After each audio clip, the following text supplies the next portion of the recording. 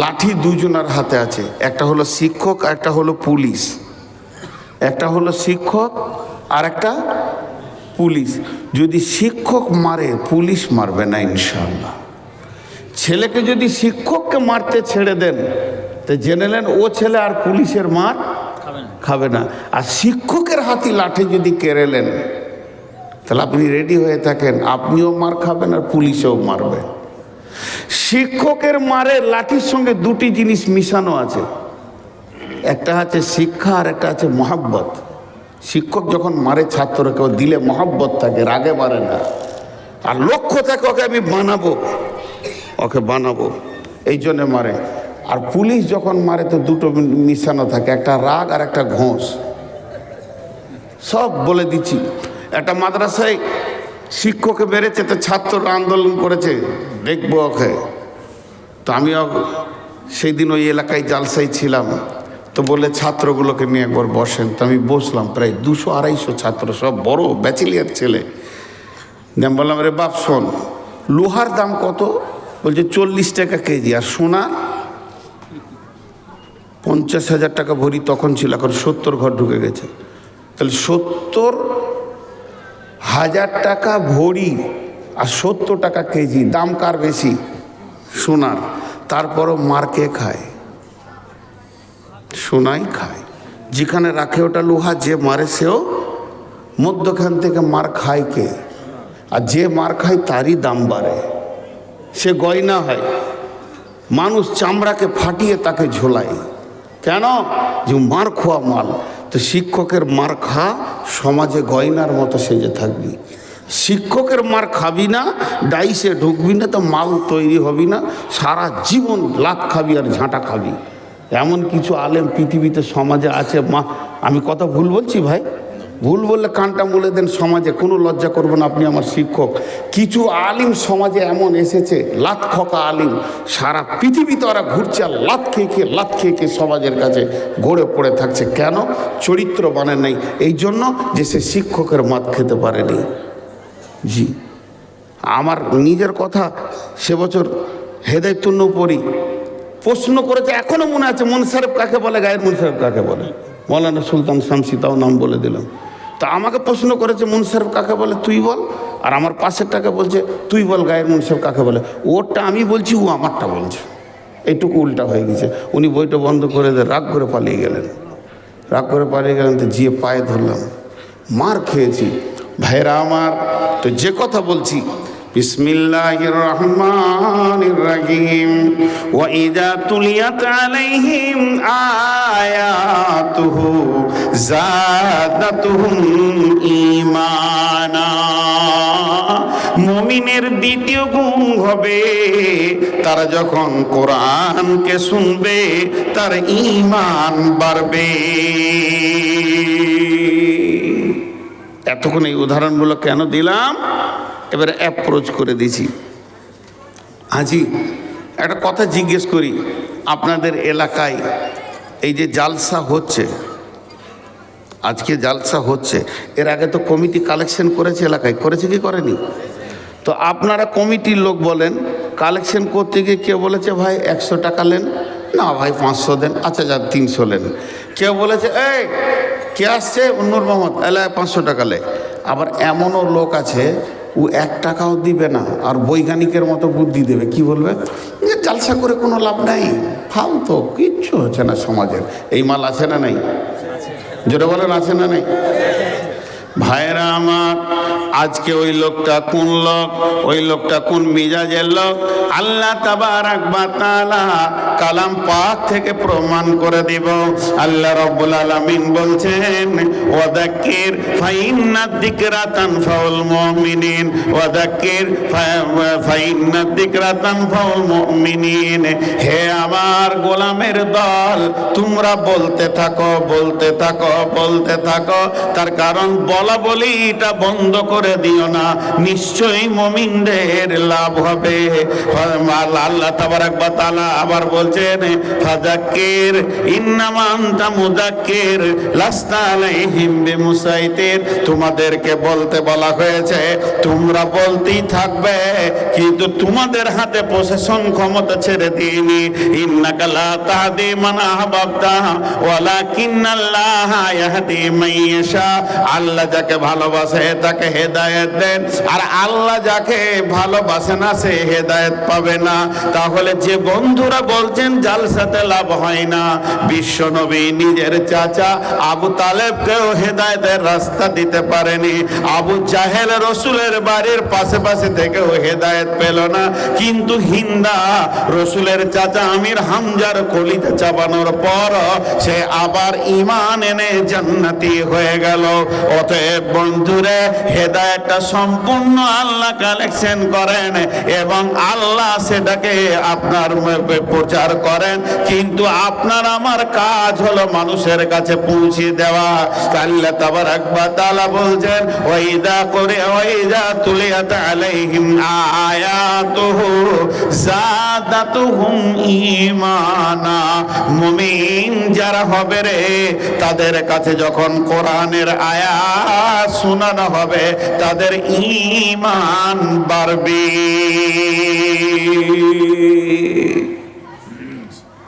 শিক্ষকের মতো আমি মেহনত করছি, আপনাদের কানে পৌঁছাচ্ছি। কে পাবে, কে কতটা হবে এটা জানি না। ছুরি দুজন ধরে, ডাক্তারও ধরে, ডাকাতও ধরে। ডাক্তার ধরে বাঁচানোর জন্যে, ডাকাত কাটে মারার জন্যে। অতএব হেদায়েতের সম্পূর্ণ মালিক হলেন আল্লাহ। এবার একটা উদাহরণ দিব আপনাদেরকে, উদাহরণটা মন দিয়ে শুনবেন। মুমিনের অভ্যাসটা কেমন, এই মোবাইলটাই বলি, মোবাইলের ব্যাটারির মতো। ব্যাটারিটা লাগিয়ে দেন, পটপট পটপট পটপট 100 হয়ে গেল। এবার ব্যবহার করেন, হ্যালো কিছু দেখেন, জালসা শুনেন, গজল শুনেন, আবার ফেসবুকে কিছু খবর শুনেন, ব্যাটারি কমতে থাকবে কমতে থাকবে, আবার লাগিয়ে দেবেন, আবার বেড়ে যাবে। আল্লাহ বলছে মুমিন হলো পৃথিবীতে ওই রকম। তারা কি করবে, তারা যখন জালসার মহফিলে বসবে, ওয়াজ মহফিলে বসবে, খুতবা শুনবে, মসজিদে কোনো বায়ান শুনবে, ইমামের কাছ থেকে কোনো হাদিস কোরআনের কথা শুনবে, তো তার ঈমান বাড়বে। আর যখন সে ঘর সংসার, ছেলে পিলে, বউ বিটি, ব্যবসা বাণিজ্য, চাকরি বাকরিতে মেনে যাবে, তখন ঈমান কমতে থাকবে। আবার যখন তারা বসবে কোরআনের মজলিসে, তার ঈমান বাড়বে। এটা হলো মুমিনের দ্বিতীয় গুণ। আয়াত শুনলে তাদের ঈমান বাড়ে। কেমন বাড়ে? মুমিনের মতো। এবার একটা উদাহরণটা মন দিয়ে শোনেন। একটা ছেলে আপনার এই ভাবতা বাড়ি, ও দিল্লিতে 10 বছর 15 বছর ছিল, ভালো ব্যাটারি রিপেয়ার করা শিখে এসছে। দেশে এখন গাদা টোটো, ব্যাটারির কাজ এত চলছে, মোড়ে মোড়ে 4টা 5টা করে ব্যাটারি রিপেয়ারের দোকান চলছে। উইও একটা ব্যাটারি রিপেয়ারের দোকান খুলেছে। সেই দোকানে 25 থেকে 30টা ব্যাটারিকে ধুয়ে পরিষ্কার করে তার ভিতরে সেলফ আর কি লাগে, তার তামার তার বলেন, আর কি লাগে, অ্যাসিড ফ্যাসিড দিয়ে রেডি করে চার্জে বসিয়ে দিয়েছে। ফুটফুট ফুটফুট করে চার্জ হচ্ছে। ধ্যান দিয়ে শুনবেন আমার উদাহরণটা। এই ভাবদারি একটি ছেলে, ভালো ছেলে, হঠাৎ মেন্টাল রোগী, পাগল হয়ে গেছে। পাগল মানে একদম 90% পাগল, হুঁশ জ্ঞান নাই, লাফিয়ে বেড়াচ্ছে। ও একটা হাতে এরকম প্লাস্টিকের জার ছিল, ওই ব্যাটারির দোকানে গিয়েছে। বলছে ওই কী করছিস? তখন দোকানদার বলছে ব্যাটারি চার্জ করছি। যখন বলেছে তখন পাগলকে সহজ করে বোঝাচ্ছে কি জানিস, এইগুলোর ভিতরে কারেন্ট ভরছি এইগুলোর ভিতরে। তখন ও প্লাস্টিকের জারটা দিয়ে বলছে 1 জার কারেন্ট ভরে দে।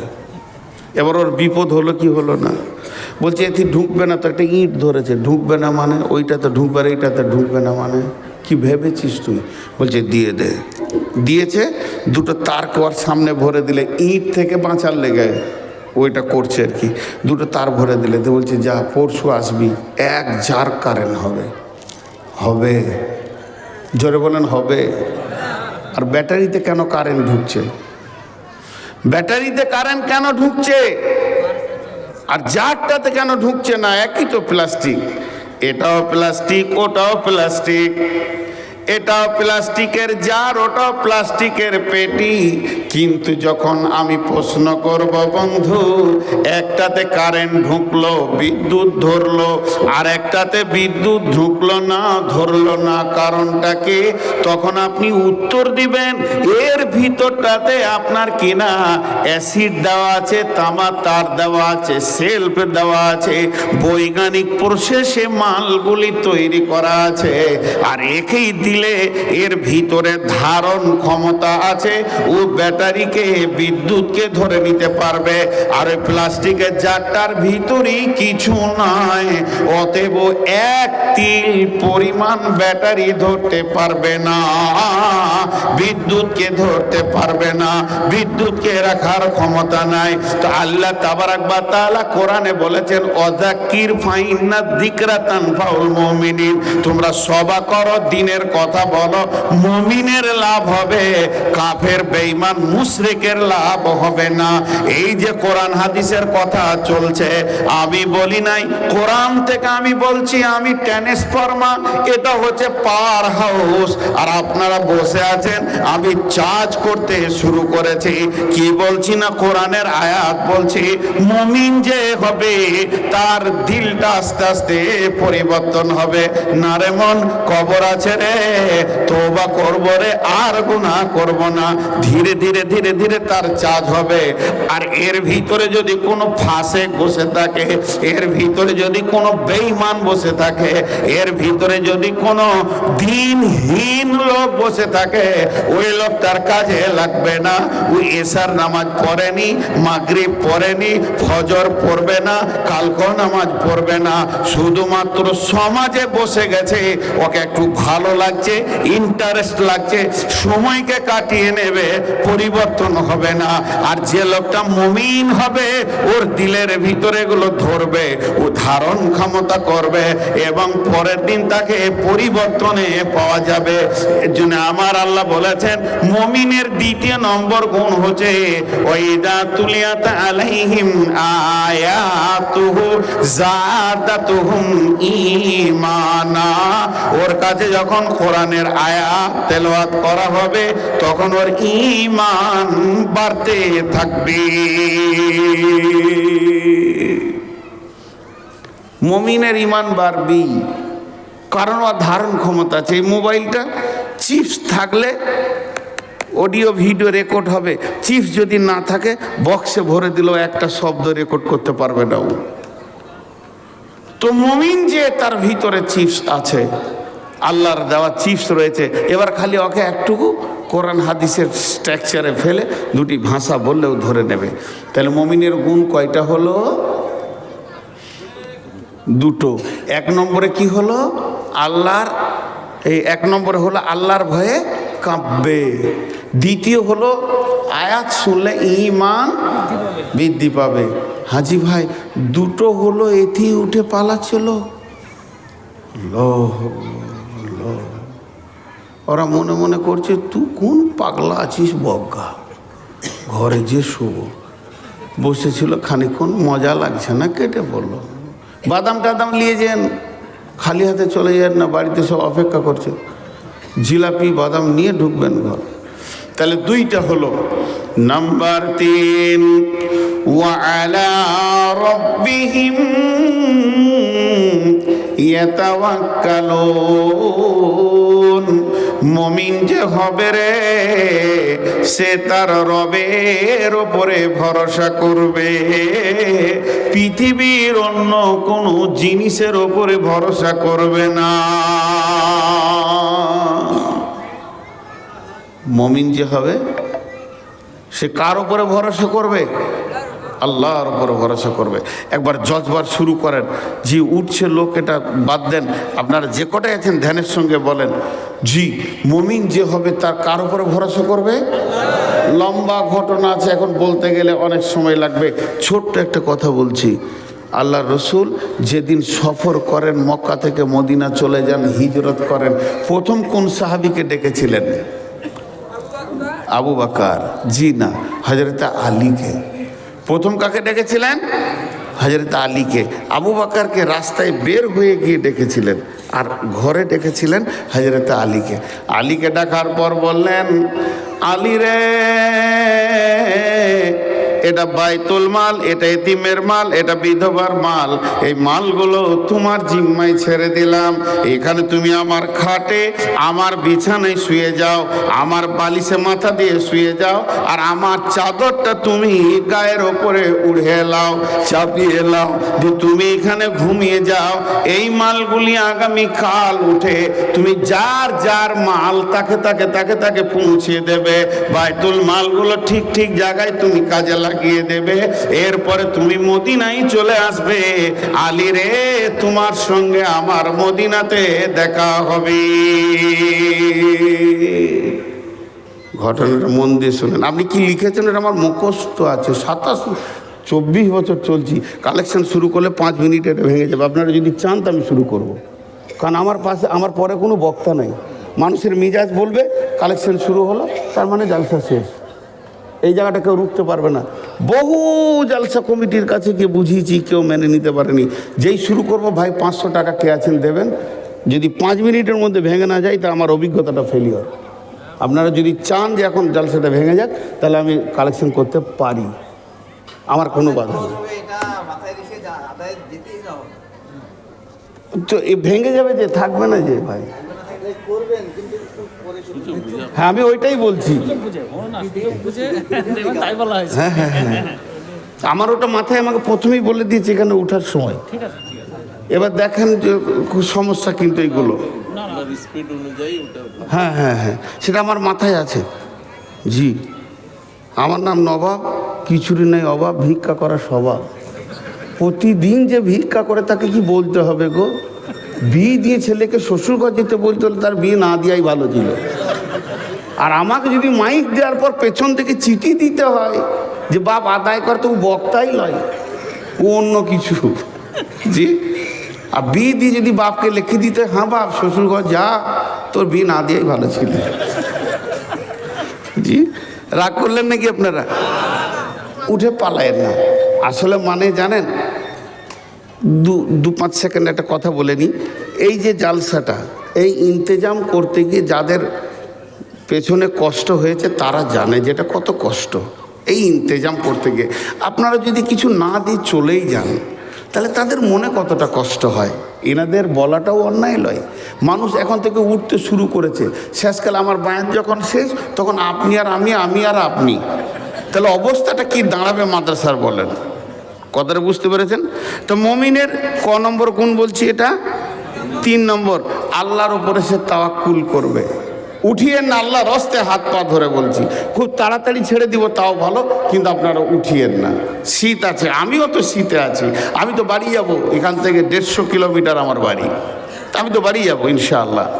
তো ওয়ালা রব্বিহিম ইয়াতাওয়াক্কালুন, হযরত আলীকে সমস্ত কিছু বুঝিয়ে দিয়ে আল্লাহর নবী আবু বকরকে নিয়ে মদিনায় চলে গেলেন। এবার মদিনাতে সমস্ত সাহাবীরা অপেক্ষা করছে, আলী কখন আসবে, আলীকে জিজ্ঞেস করব। রসুল মক্কা থেকে মদিনা যখন চলে এসেছিলেন, তখন ওখানকার অবস্থা কেমন ছিল। হাজি জালসায় যদি এখন একটা ঝগড়া শুরু হয়ে যায়, বিরাট মার ধর লাফালাফি শুরু হয়ে গেল, কমিটির লোক দেখছে এটার বাইরের মেহমান, আমাকে ঘেরে নিয়ে যে গাড়িতে দিয়ে দিল, সুরুক করে আমি বেরিয়ে চলে গেলাম। যা ঘটবে ঘটবে। সভাপতি বলছে আমি দেখে নেবো, আপনি বাড়ি যান। কিন্তু যাওয়ার সময় দেখে গেলাম এই ভাই এখানে আছে। তো এই রাস্তায় কি কি বাকি ঘটনা ঘটলো ইনি জানবেন, আমি কি জানবো? যে চলে গেছো জানবে? জানবে না। তাহলে ওনাকে আমি কালকে ফোন করে জিজ্ঞেস করব বাকি ঘটনা কি। তাহলে আল্লাহ রসুল তো বেরিয়ে চলে গেলেন আবু বকরকে নিয়ে, কিন্তু বিছানায় থাকলো কে? তাহলে রাতের ঘটনা বেশি কে জানবে? মদিনায় যখন হযরত আলী গিয়ে পৌঁছালেন, তখন মদিনার সাহাবীরা ঘেরে বসছে, বলছে আলী সেই রাতের কথাটা একটু বলো তো।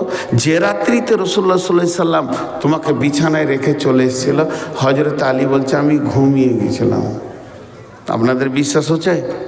হাজি আমাকে কাটার জন্যে 20-50টা ছেলে তালোয়ার নিয়ে ঘুরছে, আর আমার বিছানায় যদি নাকি শুতে বলি তো শুবে নাকি জিজ্ঞেস করেন, আর আমার চাদর ঢাকা নেই, ঘুম হবে? হবে না। কিন্তু আলী বলছে ঘুমিয়ে গেছিলাম। এরপরে সাহাবীরা যখন চাপ দিলেন, আলী বলছে আমার কথাগুলো উত্তর দাও। বলে কি? বিশ্ব নবী জীবনে মিথ্যা বলেছেন কি বলেন না? কাউকে প্রতারণা করেছেন কি বলেন না? ওনার জবান দিয়ে স্লিপ করে মিথ্যা বের হয়েছে কি না? তিনি কি সত্য নবী নন? বলে হ্যাঁ সত্য নবী। তিনার জবানে কি কোনো দিন মিথ্যা বের হবে? বলেন না। তা নবীজি আমাকে বলেন আলী রে তুমি শুয়ে যাও, এবং সেই সাথে সাথে বললেন এই মালগুলো এতিমের মাল, বিধবার মাল, এই মালটা বাইতুলের মাল, এটা আমানতের মাল, মালগুলো ঠিক ঠিক জায়গায় তুমি পৌঁছিয়ে দিও সকালে উঠে। তার মানে আমি বুঝতে পারলাম নবীজির মুখ থেকে বের হয়েছে আলী রে তুমি সকালে উঠে মাল বিলি করবে। তো আমার ঈমান বেড়ে গেল, আল্লাহর উপরে তাওয়াক্কুল বেড়ে গেল, আমাকে সকাল পর্যন্ত কেউ মারতে পারবে না। এরপরে নবীজি বলেন আলী রে তুমি মদিনায় চলে আসবে, তোমার সঙ্গে আমার দেখা হবে। তখন আমি আরো বুঝে নিলাম যতদিন আমি মদিনায় না যেছি আমার আল্লাহ তার নবীর সম্মানে আমার জন্য আজরাইল পাঠাবেন না। এর জন্য আমি আল্লাহর উপরে তাওয়াক্কুল করে, ভরসা করে, রসুলের ভাষার উপরে ঈমান রেখে নিশ্চিন্তে ঘুমিয়ে গেলাম। আল্লাহ তাবারাক ওয়া তাআলা বলছেন মুমিনের 3 নম্বর গুণ হবে সে আল্লাহর উপরে ভরসা করে জীবন কাটাবে। কয়টা গুণ হলো? 1 নম্বর আল্লাহর ভয়ে দিল কাঁপবে, 2 নম্বর আল্লাহর আয়াত শুনলে ঈমান বাড়বে, 3 নম্বর আল্লাহর উপরে তাওয়াক্কুল করে জীবন কাটাবে, 4 নম্বর আল্লাযীনা ইউকিমুনাস সালাতা। মুমিনের 4 নম্বর গুণ হবে মুমিন কোনোদিন বেনামাজি হবে না, সে সালাত আদায় করবে, জীবনেও জ্ঞানবশত সালাত ছাড়বে না। এক কথা এটাকে বলে শেষ করে দিচ্ছি, বেনামাজি মুমিন হতে পারে না, মুমিন কোনোদিন বেনামাজি হতে পারে না, বেনামাজি মুমিন হতে পারে না, মুমিন কোনোদিন বেনামাজি হতে পারে না। মুমিনের দ্বারা বড় বড় ছোট বড় গুনাহ হয়ে যেতে পারে, নামাজ ছাড়ার মতো গুনাহ সে করবে না। বেঈমানদের দ্বারা বড় বড় নেকির কাজ হয়ে যেতে পারে, মসজিদ মাসায় 10-20 লাখ টাকা দিয়ে দিতে পারে, নামাজ পড়ার মতো সে ইমানদারি কাজ করতে পারবে না। অতএব একটা মুমিন আর একটা ইমানদার, একটা বেঈমানের পার্থক্য হলো সালাত। আল্লাহ রাসূল বলেছেন মান তারাকা সালাতা মাকতুবাতান মুতাআম্মিদান ফাকাত বারিয়াত মিনহু জিম্মাতুল্লাহ। মাঝরে খবরদার ইচ্ছা করে 1 ওয়াক্ত জ্ঞানবশত নামাজ ছেড়ে দিও না। কেউ যদি 1 ওয়াক্ত ইচ্ছা করে জ্ঞানবশত নামাজ ছেড়ে দেয় আল্লাহর সাথে তার সম্পর্ক কেটে যায়। তাহলে কি বললাম? মুমিন নামাজ আদায় করনেওয়ালা হয়ে যাবে। একটা কথা বলিনি, খুব শর্ট করতে চাইছি, মানুষ উঠছে এর জন্য। আমার দিল ছিল যে আমি পুরো 2 ঘন্টা চালাবো, কিন্তু আপনারা উঠছেন, আল্লাহর রাস্তে একটা কথা ছোট করে বলে নিই। নামাজ কাকে বলে? মা নামাজ, মা সালাত। সাহাবীরা রসুলকে প্রশ্ন করেছিলেন মা সালাত, ইয়া রাসূলুল্লাহ সালাত কাকে বলে? আল্লাহ রসুল উত্তর দিয়েছিলেন ইস্তাইনু বিসসবরি ওয়াস সালাহ ইন্নাল্লাহা মা'আস সাবিরিন। সালাত হচ্ছে আল্লাহ থেকে চাওয়া পাওয়ার মিডিয়ার নাম সালাত। তোমার যা প্রয়োজন পড়বে নামাজের ভিতর দিয়ে আল্লাহর কাছ থেকে চেয়ে নাও। এর লম্বা তফসির আছে।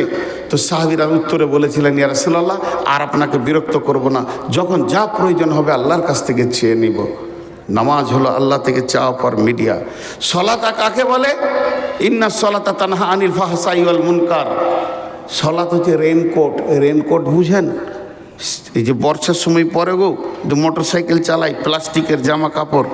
এটা কেন? যে মুষলধারা বৃষ্টি হবে, ওর গায়ে পানি লাগবে না, এর জন্য রেনকোট পরে। তো যে সালাত করে নেবে, পৃথিবীতে মুষলধারা গুনাহ চলবে, তার গায়ে গুনাহ লাগতে পারে না। সে গুনাহগার হতে পারে না। তো সলাতের অনেক ডেফিনিশন আছে, এক কথাই বলে দিচ্ছি, মুমিন কোনো দিন বেনামাজি হতে পারে না, আর বেনামাজি কোনো দিন মুমিন হতে পারে না। তাহলে মুমিনের 4টা গুণ বলা হয়ে গেল।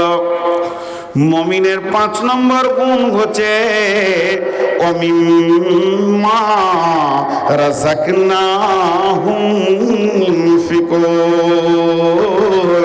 ওমিম্মা রাযাকনাহুম ইউনফিকুন। মুমিনের 5 নম্বর গুণ হচ্ছে সে তার কষ্ট ক্লেশ দিয়ে ঘাম ফেলানো ইনকাম থেকে জমা করা টাকা পয়সা সম্পদ থেকে আল্লাহর রাস্তায় দান করবে। মুমিন কোনদিন বখিল হতে পারে না, আর বখিল কোনদিন মুমিন হতে পারে না। আল্লাহ তাবারাক ওয়া তাআলা বলছেন, আল্লাযীনা ইউমিনুনা বিল গায়বি ওয়া ইউকিমুনাস সালাতা ওয়া মিম্মা রাযাকনাহুম ইউনফিকুন। একটা চষা ভুঁই, আমরা সব লোকগুলো দাঁড়িয়ে আছি ওই আলটার উপরে। একজন বলছে ছোলা আছে, একজন বলছে সরিষা আছে, জমিটা যেভাবে চষেছে সরিষা আছে, আর একজন বলছে না জব, একজন বলছে না না না গম। 25 জনা 25 রকম মত করছি, কিন্তু যখন দুটো পাতা বেরিয়ে যাবে একটা মত হয়ে যাবে, কি হয়ে যাবে না? আর হ্যাঁ না বলেন, একটা মত হয়ে যাবে। তো আপনি আমি মুমিন কিনা বহুত সন্দেহ আছে। আল্লাহ বলছে যখন কারোর দ্বারা দুটো কাজ দেখতে পাবে ওকে ইমানের সাক্ষী দিতে পারো। মুমিন 1 নম্বর কি করবে? সলাতের কাতারে পাওয়া যাবে। সৌদির কোনো লোক জামাতে এসছে কেরলে, খুব পরিচিতি হয়ে গেছে। কেরলের লোককে বলেছে মদিনা গেলে আমার ঘরে দেখা করিও। ও গেছে মদিনা উমরা করতে, তোর ভিজিটিং কার্ড নিয়ে দোকানে গেছে, তো বলছে মাকান মে হ্যাঁ, একজন হিন্দি ভাষী কাজ করে। তোর ঘরে গিয়েছে, গেটম্যান বলছে দোকান মে হ্যাঁ, দোকান মাকান, মাকান দোকান, দোকান মাকান। বিচারা মরুভূমির জায়গায় ঘুরে ক্লান্ত হয়ে গিয়ে মসজিদ নবীতে জোহরে আজান হচ্ছে, এসে হাঁপ ছেড়ে দেয় আল্লাহু আকবার, সুন্নত নামাজ পড়ছে। তো দেখছি যাকে খুঁজছিল আবার সামনে কাতারি পেয়ে গেছে। তো ওকে এবার দেখা সাক্ষাৎ হলো, নামাজ হলো, চলেন হোটেলে যায় খায়, মেহমানদারি, যেমন মদিনাওয়ালারা মেহমানদারি এমন করে আপনার দেখে অবাক হবেন। নিজে খাওয়াবে, তখনই জোরে শ্বাস ছেড়ে বলছে ভাই 1-1.5 ঘন্টা খালি দোকান মাকান, মাকান দোকান। তো বলছে কেন? বলে আপনাকে খুঁজছিলাম। তো মদিনার লোকটা বলছে এটা আপনার ভুল ধারণা, এটা আপনার প্রসেসিংটা ভুল হয়ে গেছে। যখন কোনো গ্রামে, কোনো বস্তিতে, কোনো শহরে কোনো মুমিন মানুষকে তল্লাশ করতে যাবেন, খুঁজতে যাবেন, তার মাকানেও যেতে হবে না, দোকানেও যেতে হবে না। শুধু একটা কাজ করবেন, আজানের টাইমে মসজিদের গেটে দাঁড়িয়ে থাকবেন। মুমিন যেখানেই থাক না কেন আজান হলে মসজিদে ঢুকবে। মুমিনকে ধরা সোজা রাস্তা, তাকে নামাজের কাতারে পাওয়া যাবে। সমস্ত কাজগুলোকে ছেড়ে দিয়েছে, আগে আল্লাহর কাছে উবুর হয়ে পড়বে। মুমিনকে এই জায়গাতে পাওয়া যাবে, আর রাস্তাঘাটে হেঁটে কোনো লাভ হবে না। জি, নাম রেখেছে মুসাল্লি, 1 ওয়াক্ত নামাজ পড়ে না। আতর আলী, গায়ে খুব গন্ধ, 2 চোখে দেখতে পাই না, নজর আলী। আমাদের সেই তাই মুসলমান 1 ওয়াক্ত নামাজ পড়ে না। যদি ওকে বলে দি তুই মুসলমান লস, তার চোপা ভেঙে ফেলে দিবে। আর মুমিনের 2য় নম্বর গুণ হলো, যেখানেই ইসলামকে বাঁচানোর ব্যবস্থা চলবে, জালসা চলবে, জুলুস চলবে, মসজিদ চলবে, মাদ্রাসা চলবে, ওয়াজ মাহফিল চলবে, ঈদগাহ হবে, গোরস্থান হবে, এক কথায় ইসলামকে বাঁচানোর যেখানেই চিন্তা ভাবনা চলবে, মুমিন পকেটে রাখতে পারে না, ওখানেই সে শরীক হবে। মুমিনের এমন একটা গুণ থাকবে, তার মালকে আল্লাহর রাস্তায় জমা করার জন্য ব্যস্ত হয়ে যাবে। তখন তুমি জেনে নাও যে লোকটা মুমিন। মুমিনের কয়টা গুণ বলা হলো? 1 নম্বর আল্লাহর ভয়ে দিল কাঁপবে, 2 নম্বরে আয়াত শুনলে ঈমান বাড়বে, 3 নম্বরে আল্লাহর উপরে তাওয়াক্কুল করে জীবন কাটাবে, 4 নম্বরে কোনোদিন জ্ঞানবশত 1 ওয়াক্ত নামাজ ছাড়বে না, আর 5 নম্বরে হলো যেখানেই মালের প্রতিযোগিতা করবে তো ওর হাতটা পাওয়া যাবে। কয়টা হলো? 5টা। এবার কি হবে? আল্লাহ সার্টিফিকেট দেবেন, উলাইকা হুমুল মুমিনুনা হাক্কা। আমার আল্লাহ বলছেন এরাই হলো প্রকৃত মুমিন, এরাই হলো প্রকৃত মুমিন। এরা কি হলো? প্রকৃত মুমিন। আপনারা মুখ খুলেন একবার, ভালো লাগবে। আল্লাহ বলছেন ভাষাটা, উলাইকা হুমুল মুমিনুনা হাক্কা, এরাই হলো প্রকৃত মুমিন। এই 5টা গুণওয়ালা কি? প্রকৃত মুমিন। তাহলে আমাদের ভিতরে 5টা গুণ নিয়ে আসবো তো ইনশাআল্লাহ। তাহলে সার্টিফিকেট পেয়ে গেলাম। এবার প্রাইজ 3টে বাকি আছে। প্রাইজ 3টে শুনবেন না চলে যাবেন? এতগুলো লোক কথা বলে না। প্রাইজ 3টে শুনবেন তো ইনশাআল্লাহ? জি। ঘড়ির দিকে তাকান, 11:30 বাজছে। আমি যদি আপনাদের কাছে 5 মিনিট ছুটি নিই, আমি তো মানুষ, ফেরেশতা নই। আমার পেশাব আছে, পায়খানা আছে, উজু আছে, গোসল আছে, আমারও অসুখ হয়, আমিও অসুস্থ হয়, আমার ভিতরে রাগ আছে, হাসি কান্না বেদনা আছে। তো 5 মিনিট যদি ছুটি নিই, যে আমি একবার যেখানে খাওয়াচ্ছে ওখান থেকে ঘুরে আসি, তার 5 মিনিট কেউ কথাবার্তা বলবে, তা আপনারা পালাবেন কে কে? একটাও থাকবে না, না? বলেন পালাবো না ইনশাআল্লাহ। কথা বলেন, হাত তুলে বলেন পালাবো না ইনশাআল্লাহ। ওই পেছনে হাত উঠাইনি, ওই কটা পালাবে। জি ভাই, আমি 5টা মিনিট ছুটি নিচ্ছি, দিবেন না আপনারা? ওইদিকে 5 মিনিট পুষিয়ে দিব। সকলে একবার হৃদয়ের ভিতর থেকে বলেন যাব না ইনশাআল্লাহ। হাত তুলেন, পেছনওয়ালারা হাত তুলেন। মাশাআল্লাহ, হাত নামান। ঘড়ি দেখলেন আমি 5 মিনিটের ছুটি নিলাম। এখন কত দূর বলেছি? 5টা গুণ আর সার্টিফিকেটটা বলেছি, বাকি থাকলো প্রাইজ। এখন তো আনন্দের ব্যাপার। প্রাইজগুলো না শুনে জেন না, আপনাদের হাত প্রয়োজনে পা ধরে বলছি, কত ইন্টারেস্টের প্রাইজ আছে আল্লাহর দেওয়া।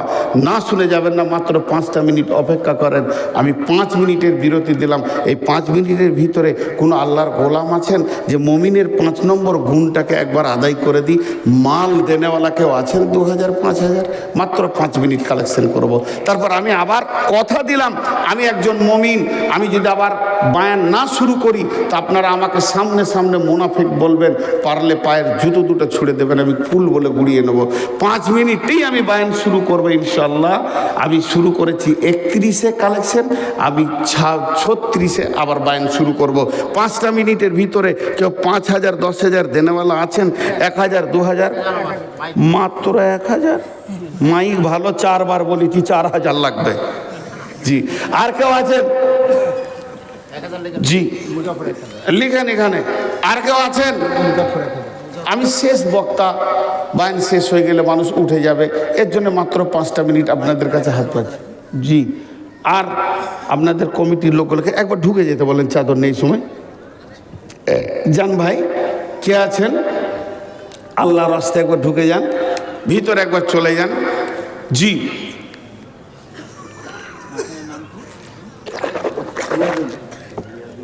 আর মাত্র আমার হাতে 4 মিনিট আছে, উঠবেন না।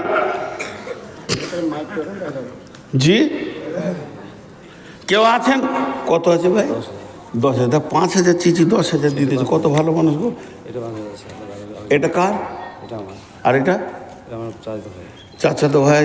5,000, আপনি 10,000। এটা আপনার নিজের নামে দিচ্ছেন? বাপ মা শাশুড়ি। মাশাআল্লাহ, দেখেন কত ভালো মানুষ। 10,000 ওনার চাচাতো ভাই দিয়েছেন 5,000। আর কেউ আছেন আল্লাহর গোলাম? তবে জায়গা ছাড়বেন না, টাইম অল্প, অতএব তাড়াতাড়ি দেন। দোয়া করব আমি ইনশাআল্লাহ। আমি দোয়া করব, শেষে করি, এখন করি, এখান থেকে চলে গিয়েও করতে পারবো আমি দোয়া। আমার বড় বড় মজলিস আছে, আবার বাংলাদেশ ঢুকবো 2 তারিখে। আমি বাইরে গিয়েও দোয়া করতে পারি যে আল্লাহ যারা দান করেছিল তাদেরকে তুমি বদলা দাও। কেউ আছেন? আর কেউ আছেন? 5,000 2,000 1,000 2,000 1,000 5,000? জি ভাই, আমি তো বলনেওয়ালা বলবো, মানুষ যদি না দেয় তো আমি তার পকেট থেকে বার করবো না। এতক্ষণ দিলে তো 20 জন দিতে পারতো যে টাইমটা দিয়েছি। জি, দেখেন একটা কথা আপনাদের হাতগুলো ধরে বলছি, বিশেষ করে নূর মোহাম্মদকে আপনারা প্রথম মেনেছেন, আমিও ভাবটা প্রথম এসেছি। আমি ভাবছিলাম কোনো নিজামিয়া মাদ্রাসা, যখনই শুনলাম শিশু মাদ্রাসা আর 1200 ছাত্র, তারপর কলজেটা ধারাস করে চুমকিন উঠলো। এত ছাত্র আনলে কী করে রে বাবা? বাড়ি বাড়ি গিয়ে ট্রেনে এনেছে নাকি আল্লাহ জানে, আমরা জোগাড় করতে পারছি না। 50টা 30টা করে থাকছে শিশু মাদ্রাসায়। তো যাক, মেহনত এখানে একটা চলছে এবং আমি আলহামদুলিল্লাহ বলেছি, যার ভাষা বুঝাইতে পারবো না। তবে একটা কথা আমার সম্পর্কে জেনে নেন, আমি কালেকশন করতে পারি না। এইটা একটা আলাদা ইলম, এটা আলাদা জ্ঞান, এটা আলাদা একটা জগৎ। তারপরও শুধু এই জীবনে প্রথম আমার মনে হচ্ছে বায়ান ব্রেক করে কালেকশন করছি, লাইফে প্রথম মনে হচ্ছে। জি ভাই, আর কেউ আছেন? দেন 1000 করে যদি 100 জন দিয়ে দেন তো 1 লাখ হয়ে যাবে। আর আপনি টাকাটা দিচ্ছেন কাকে? এই যে লোকগুলো বসে আছে এদেরকে চিন্তাই করিয়েন না, ছেলেগুলো পড়ছে ওদেরকেও চিন্তা করিয়েন না, এই যে এইটাকে চিন্তা করেন। এইটাকে বাঁচানোর জন্যে আজকে ভারতবর্ষে যে অবস্থা, একটা মসজিদ চলে গেল, এটা বড় দুঃখ লয়। যদিও আমার কলিজা ফেটেছে, সেদিন আমি ভালো করে খেতে পারিনি। আমি সেই দিনই বাংলাদেশ থেকে ইন্ডিয়া ঢুকছিলাম আর দেখছিলাম কি তোলপাড় চলছে, হিলি থেকে একদম গাজল পর্যন্ত ঈদ বাঁচাইছে তারা। তারপরও আমার কষ্ট হয়েছে তা নয়, কিন্তু তার থেকে বড় দুঃখ আপনার বাড়ির পাশে মসজিদটা আপনি ঢুকেন না। একটা মসজিদ চলে গেল, যদি ভারতবর্ষের মুসলমান জিদ করে সেই দিন থেকে 5 ওয়াক্তের নামাজ ধরে প্রত্যেকটা মসজিদকে তোলপাড় করে দিত, তোরা ভাবতো যে ঘটনা ঘটে গেছে আলাদা। পারেনি। এর নাম হচ্ছে নীরব বিপ্লব, এর নাম হচ্ছে নীরব বিপ্লব। বাংলাদেশে একটা প্রাইমারি স্কুলে বইয়ে কি মূর্তির ছবি দিয়েছে, গোটা বাংলাদেশ আন্দোলন করছে যে এটা কেন দেয়া হলো ইসলামী রাষ্ট্রে। তা আমি বললাম এই আন্দোলন করে লাভ নাই, শিক্ষামন্ত্রী দিয়েছে, দেখ তুমি ছেলে কটাকে নিয়ে মাদ্রাসায় ভর্তি করে দাও, স্কুলকে ফাঁকা করে দাও, দেখো কি ঘটনা ঘটবে। বই চেঞ্জ হয়ে যাবে 1 ঘন্টাতে। তো নীরব বিপ্লব, আজকে তারা একটা মসজিদ কেড়ে নিয়েছে। আমরা মসজিদ আরও 20খানা বানাতে পারবো এবং প্রত্যেকটা মসজিদ একদম তম করে ভরে নিতে পারবো, তো পারছি না।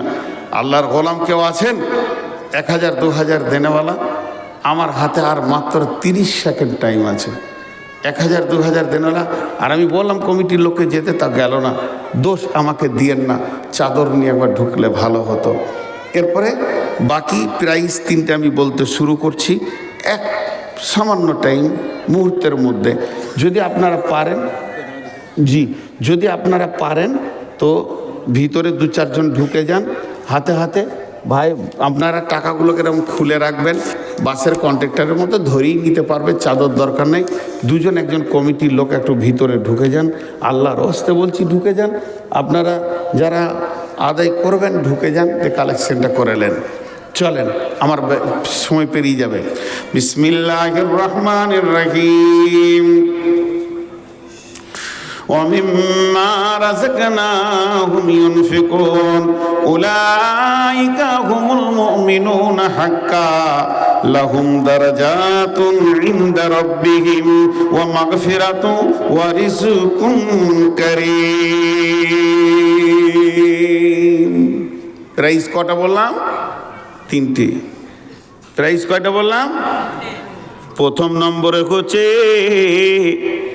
1 নম্বরের প্রাইজ, ওই লোকটার সম্মান আল্লাহর কাছে বেড়ে যাবে। আপনার সম্মান যদি আল্লাহর কাছে বাড়ে, এই প্রাইজটা কি ছোট? জি, দারাজাতুল ইনদা রাব্বিহিম। আপনি যেমন লোকের সঙ্গে সম্পর্ক করবেন সেই জায়গায় আপনার নাম হবে। মাতাল যদি আপনার বন্ধু হয়, আমার দিকে ধ্যান দেন, এমন কেন করছে গো? তোমরা যদি এরকম চোখের সামনে করো তো বকতে ভালো লাগবে? বলো, একবার বলো। আমার চেয়ারটা নিয়ে একবার দেখো যে কত কষ্ট, যে চোখের সামনে এমনি এমনি করে কাজ করবে আর আমি বায়ান করব, এটা কত কষ্ট। ওগুলো তো গোটানো জালসা শেষও হবে। কমিটির লোকই জালসা গুটুইতে শুরু করেছে আর আমাকে বলছে কালসেন করো। এখন বক্তা মাইক বন্ধ করেনি, প্যান্ডেল খুলতে শুরু করেছে। তো স্টেশন, হ্যাঁ এ কাছেই না। তো এবার দেখেন, প্রথম নম্বর আল্লাহর কাছে সম্মান বাড়বে। কেউ যদি মাতালের সঙ্গে বন্ধুত্ব করে তার পরিচয় সারা বিশ্বের মাতালের সঙ্গে হয়ে যাবে। কেউ যদি আলিমের সঙ্গে পরিচয় করে তো আলিম সমাজের ভিতরে তার নাম ছড়িয়ে যাবে। কেউ যদি আল্লাহর পরিচিত হতে পারে আল্লাহর কাছে সম্মান বেড়ে যায়।